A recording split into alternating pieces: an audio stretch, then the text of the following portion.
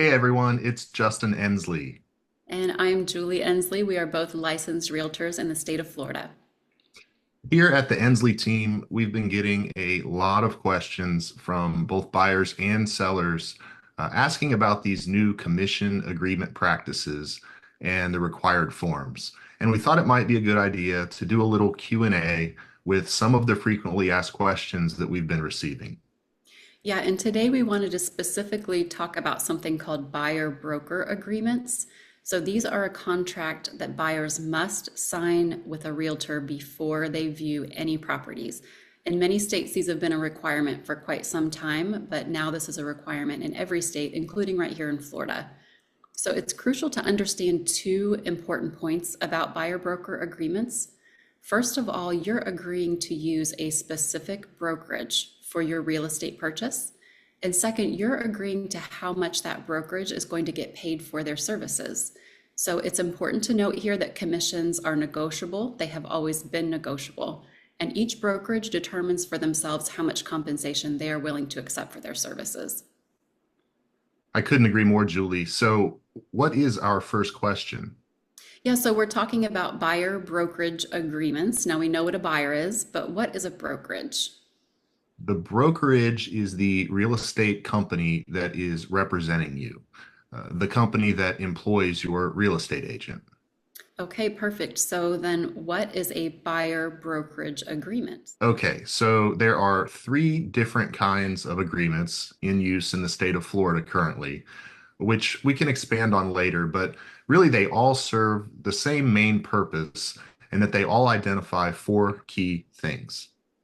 The first thing they identify is that they clearly outline what services a specific broker or agent will provide. Second, they clearly state how much compensation the broker may be receiving for those services rendered.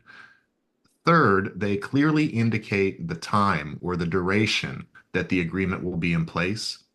And fourth, they clearly indicate the properties or the areas that will be covered under the agreement. So our next question then, we know that these agreements are mandatory, but there are benefits to signing them. Julie, can you tell us a little bit about what some of those benefits are? Yeah, for sure. So there's at least two obvious benefits to having these agreements in place, and they're really legal protections for both parties and also just setting expectations for the transaction. So for buyers, the agreement is going to clearly outline what your brokerage owes you. They're legally obligated to represent you while that contract is active. The wording aims to prevent things like unethical behavior and dishonesty among real estate professionals. So if the brokerage doesn't give you what is owed to you, you are legally protected. Now, of course, the inverse of that is that it clearly outlines what you're going to owe the brokerage that you're working with. So you're obligated to use that brokerage to make offers, to negotiate, to purchase property in the covered area during the time that you have agreed to. Now, you're also obligated to pay them a specified amount for the representation. So the broker is also legally protected and makes sure that everybody gets paid for the time that they spent doing the job. So the agreement gets everyone on the same page from day one. It helps things to go more smoothly, and it prevents some of those misunderstandings and kind of mismatched expectations that can happen in a real estate transaction. Now, Justin, you did mention there's three different agreements to choose from. Can you give us an overview of those three agreements? As of right now, there are three different types of agreements to choose from in the state of Florida. First, we have the property pre-touring agreement. This option really has the least amount of commitment from either party, both the buyer and the broker agent. There are no real requirements on either party's part, except that if the buyer decides to purchase the property that was shown by that broker agent, then the broker agent would be entitled to receive the compensation that's specified in that agreement. We envision that this property pre-touring agreement will probably be used in situations where there's a very specific property search. For example, maybe a buyer only wants to view one or two properties, or maybe they're only going to be in town for 1 or 2 days. The next agreement we have is the showing agreement. We feel that this option is best suited for buyers who wish to view maybe a longer list of properties, or maybe they're going to be in town for longer than just a day or two, and they're really looking for a broker agent to represent them for a longer period of time. This showing agreement outlines obligations of both the buyer and the broker agent, and it also states how that broker agent would be compensated for their work. Lastly, we have the exclusive buyer brokerage agreement.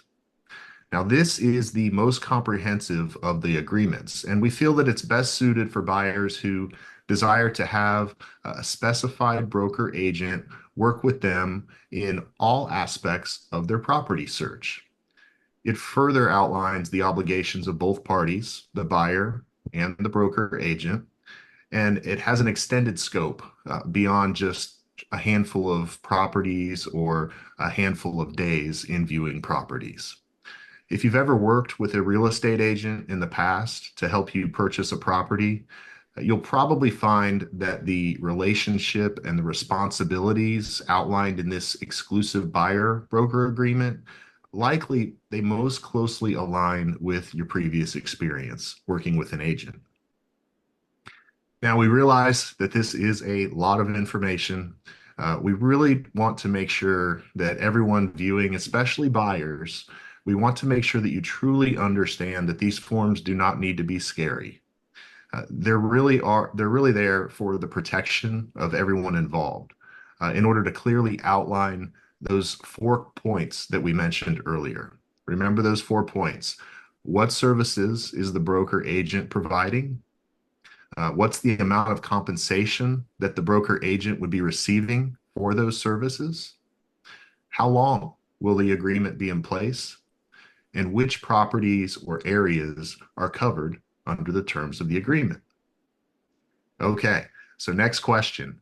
How long should these agreements last? And can they be canceled? Julie.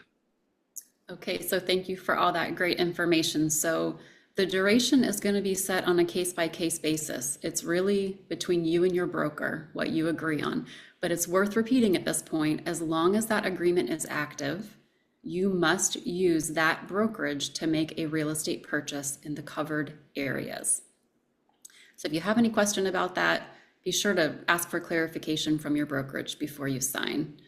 And of course, agreements can be canceled if both you and your broker agree in writing to that cancellation. So this definitely brings up the question in a lot of people's minds. What happens if I'm under contract? I have this buyer broker agreement with a brokerage, but I decide to kind of go off on my own and maybe purchase a house without representation, or I decide to use a different agent and brokerage for my purchase. Am I still going to have to pay the brokerage that I'm under contract with? Justin, can you comment on that? Yes, it really depends on what the terms of the agreement are that you've signed. Remember the criteria. Was that property included in the scope of services provided by that broker agent? Are you still within the time frame or the duration of the agreement that you signed? Is the property located in a specified area under the terms of that agreement? If the answer to one of those questions is yes, then the broker agent with whom you had that agreement, they may well be entitled to compensation. So if you used a real estate agent that wasn't part of this agreement, there's a chance you may have to pay both of them. So our next question for you, Julie, do these new agreements mean that I have to pay my broker agent directly as a buyer now? Yes, that's a great question. Not necessarily is the short answer. So in most cases, the seller is going to offer to cover the commissions. This benefits sellers because they want to incentivize other agents to bring those buyers around to see that property. However, that's not a requirement. So if the seller refuses to offer compensation to your broker, then yes, you as the buyer would have to cover that cost. So of course you may say, well, I can't afford to cover that cost all on my own. Well, that being said, you will know beforehand whether or not the seller is offering to pay your broker. If they're not, you have some choices. You can choose not to view that property, or you can view it. And if you decide to offer on it, you can go ahead and ask as part of the negotiation and the offer for that seller to cover the cost, even though they said that they weren't going to. Now, if they refuse and you still want to purchase that property, at that point, yes, it would be your responsibility to pay your broker's compensation. So then, Justin, let's say I'm under contract with a brokerage. I've got that buyer broker agreement in place, but I'm feeling unhappy with my agent. Do I still have to use them? Well, Julie, like in any situation, if you're not satisfied with the services being provided to you, talk to that person. First of all, talk to them. It's quite possible that there may just be a miscommunication on expectations. It could be a situation that can be quickly and easily resolved. But if the problem continues, it may be best to speak with that broker agent about canceling the agreement that you have in place. With that in mind, am I required to sign one of these agreements even if I only want to see one property, Julie? Yeah, and that absolutely comes up because in times past, let's say you're just visiting like our beautiful tourist area, you're just here for the week, on a whim, you decide to see a property. In a case like that, would you have to sign a contract with a local realtor? Yes, yes, that is a legal requirement. It is illegal for an agent to show you a property without having a signed buyer broker agreement in place. Agents can lose their license over this and face other stiff penalties. Now, you can request different versions of that buyer broker agreement. Like we talked about earlier, there's 3 different versions. So for instance, you could request to sign an agreement that only covers that one property.